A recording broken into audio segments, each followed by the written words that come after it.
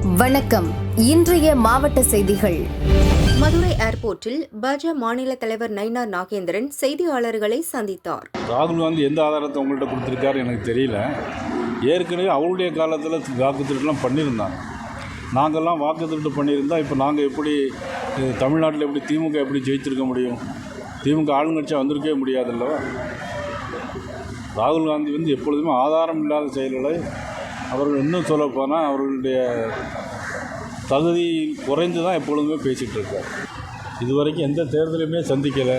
அன்புக்குரிய தம்பி விஜய் அவர்கள் இப்போ தான் வந்திருக்கிறாங்க.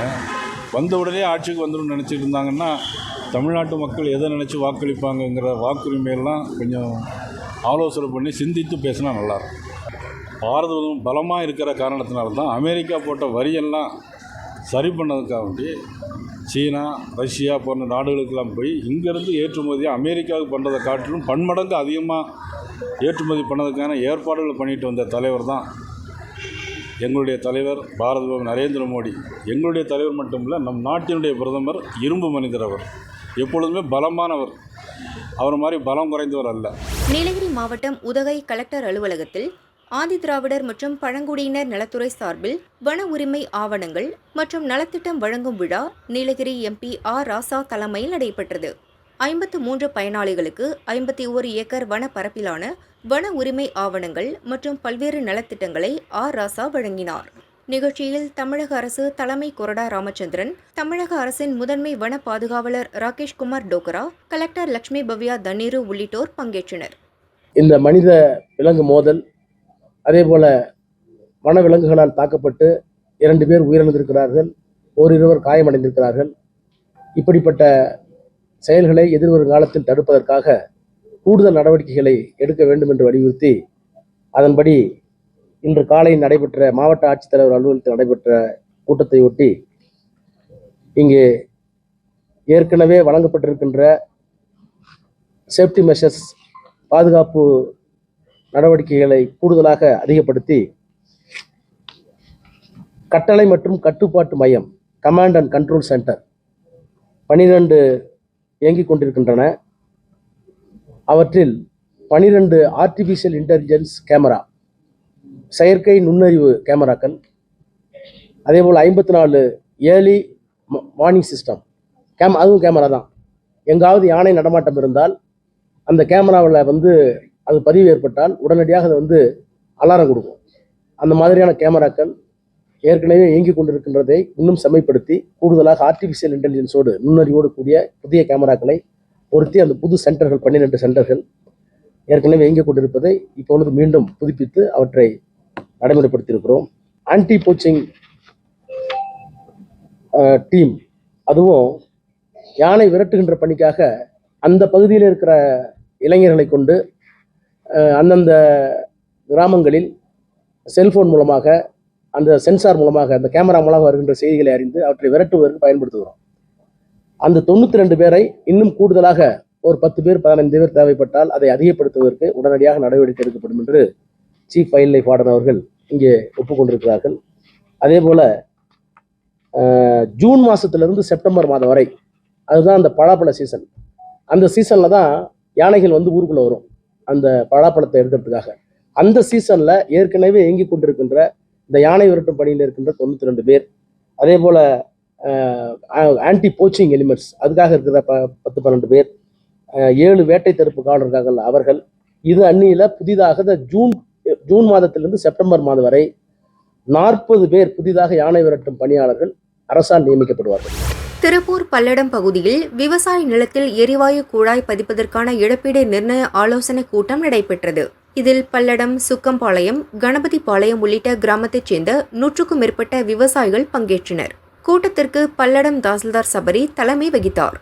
கூட்டத்தில் பேசிய விவசாயிகள், எங்கள் நிலத்தின் வழியாக எரிவாயு குழாய்களை பதிக்க அனுமதி அளிக்க முடியாது. பழைய குழாய்களை உடனடியாக அகற்ற வேண்டும். நிலத்தை எங்களுக்கு பத்திரமாக திருப்பி தர வேண்டும் என திட்டவட்டமாக வலியுறுத்தினர். விவசாயிகளின் கருத்துக்களை கேட்ட தாசில்தார் சபரி இதுகுறித்து அரசிற்கு அறிக்கை அனுப்பப்படும் என தெரிவித்தார். பின்னர் கூட்ட அரங்கத்திலேயே விவசாயிகள் ஆர்ப்பாட்டம் செய்தனர்.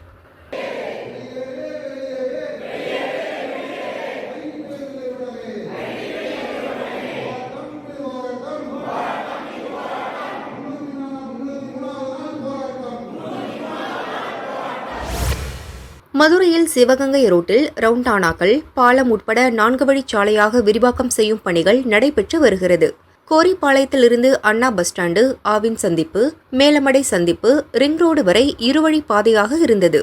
போக்குவரத்து நெரிசலுக்கு தீர்வு காண விரிவுபடுத்தி மேம்பாலம் மற்றும் ரவுண்டானாக்கள் அமைக்கும் பணிகள் நடக்கிறது. மேலமடை சந்திப்பில் 1100 மீட்டர் மேம்பால பணிகள் 1.5 ஆண்டுக்கு முன் துவங்கிய நிலையில் பணிகள் விரைவாக நடைபெற்று வருகிறது. அண்ணா பஸ் ஸ்டாண்டில் ரவுண்டானா அமைப்பதற்காக சுற்றியுள்ள கடைகள் மற்றும் கட்டடங்கள் கையகப்படுத்தப்பட்டு அப்புறப்படுத்தும் பணிகள் நடக்கின்றன. இந்த ரவுண்டானா பழங்காநத்தத்தில் உள்ளது போன்று 30 மீட்டர் விட்டத்துடன் அமைகிறது. இதேபோல் ஆவின் சந்திப்பிலும் ரவுண்டானா அமைய உள்ளது. இதற்காக அருகில் உள்ள மாணவியர் விடுதி அப்புறப்படுத்தப்படுகிறது. ரோடு விரிவாக்கத்திற்காக நிலம் கையகப்படுத்தும் பணிகள் முடிந்து இழப்பீடு தொகை வழங்கும் பணிகள் நடக்கிறது. ரிங் ரோடு அருகே வண்டியூர் கண்மாயின் கலுங்கு பகுதியில் உள்ள 8 மீட்டர் பாலத்தை 15 மீட்டர் அகலத்திற்கு விரிவுபடுத்தும் பணிகளுக்கு அடுத்த வாரம் டெண்டர் விடுவதற்கு ஏற்பாடுகள் நடக்கின்றன. இந்த பாலத்தை விரிவுபடுத்தி கட்ட 3.25 கோடி ரூபாய்க்கு மதிப்பிடப்பட்டுள்ளது. விரைவில் இப்பணிகளும் துவங்கி 6 மாதத்திற்குள் முடிவடையும். மதுரையில் அவ்வப்போது பெய்யும் கனமழையினால் மேலமடை ஆவின் சந்திப்பு அருகில் வசிக்கும் மக்கள், வாகன ஓட்டிகள் மிகுந்த சிரமத்திற்கு ஆளாகி வருகின்றனர். பாலம் வேலை முடிக்கிறதுன்னு சொன்னாங்க, இன்னும் முடிக்கவே இல்லை. ஆகஸ்ட் 15 முடிக்கணும்னாங்க, இன்னும் முடிக்கவே இல்லை.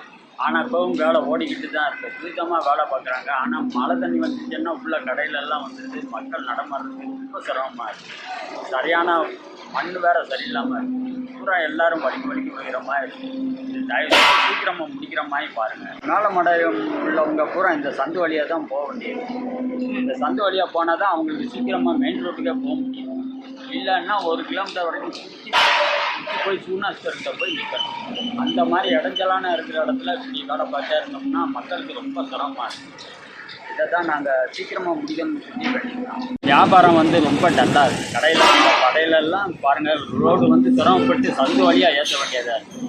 அதனால நாங்களுக்கு வியாபாரமும் ரொம்ப டல்லாக இருக்குது. மக்களும் ரொம்ப சிரமப்படுறாங்க. சீக்கிரமாக முடிக்கிற மாதிரி பாருங்கள்.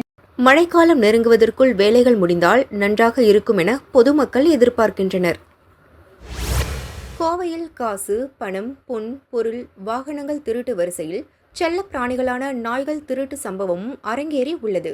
கோவை சாய்பாபா காலனி கே புதூரைச் சேர்ந்தவங்க நந்தகுமார், நந்தினி தம்பதிகள் ஜெர்மன் ஷெப்பர்ட் எனப்படும் உயரக நாயை வளர்த்து வந்தனர்.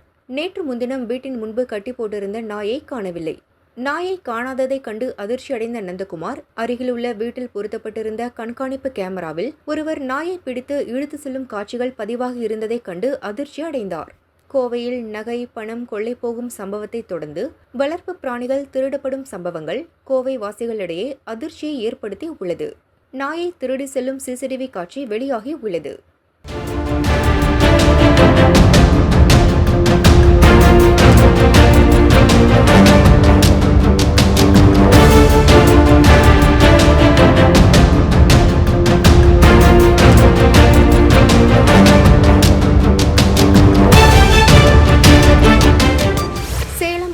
நகராட்சிக்கு உட்பட்ட 31வது வார்டில் 1000க்கும் மேற்பட்ட குடும்பங்கள் உள்ளன.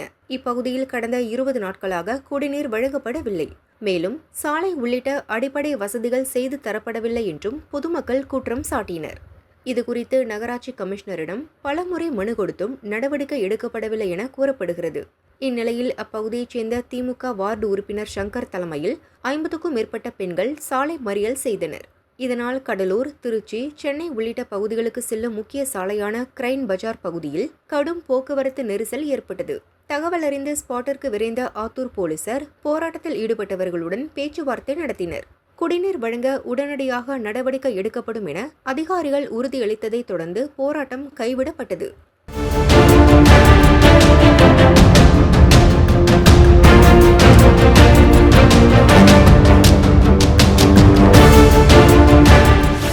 நீலகிரி மாவட்டம் கூடலூர் ஓவேலி பகுதியில் 12 பேர் உயிர்களை பறித்த ராதாகிருஷ்ணன் காட்டு யானையை பிடிக்கும் பணி கடந்த செப்டம்பர் 16ஆம் தேதி தொடங்கியது. கூடலூர் வன அலுவலர் வெங்கடேஷ் பிரபு தலைமையில் 4 முதுமலை கும்கி யானைகள், 105 வன ஊழியர்கள் மற்றும் போலீசார் என மொத்தம் 140 பேர் இந்த பணியில் ஈடுபட்டு வருகின்றனர். யானையை மயக்க ஊசி செலுத்தி பிடித்த பின் அதனை முதுமலை புலிகள் காப்பகத்தில் அமைக்கப்படும் மரக்கூண்டில் அடைத்து சாந்தப்படுத்தி பின்னர் வனப்பகுதியில் விட தீர்மானிக்கப்பட்டுள்ளது. இதற்காக யூக்கலிப்டஸ் மரங்களை பயன்படுத்தி கூண்டு அமைக்கும் பணி ஆரம்பமாகி உள்ளது. ஜேசிபி, கிரேன் மற்றும் வளர்ப்பு யானைகள் உதவியுடன் பணிகள் நடைபெறுகிறது. கூண்டு அமைக்கும் பணி முடிந்தவுடன் காட்டு யானையை மயக்க ஊசி செலுத்தி பிடித்து பின்னர் பாதுகாப்பாக வனப்பகுதியில் யானை விடப்படும் என வனத்துறை அதிகாரிகள் தெரிவித்துள்ளனர்.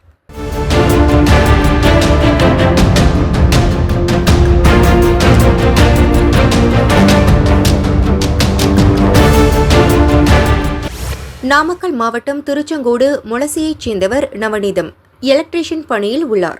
இவரது தாய் ஜானகிக்கு சொந்தமான 81 சென்ட் நிலத்தில் வீடு கட்டி உள்ளார். மின் இணைப்பு பெற கடந்த ஜூன் 6 ஆன்லைன் மூலம் 13,300 ரூபாய் செலுத்தி விண்ணப்பித்தார்.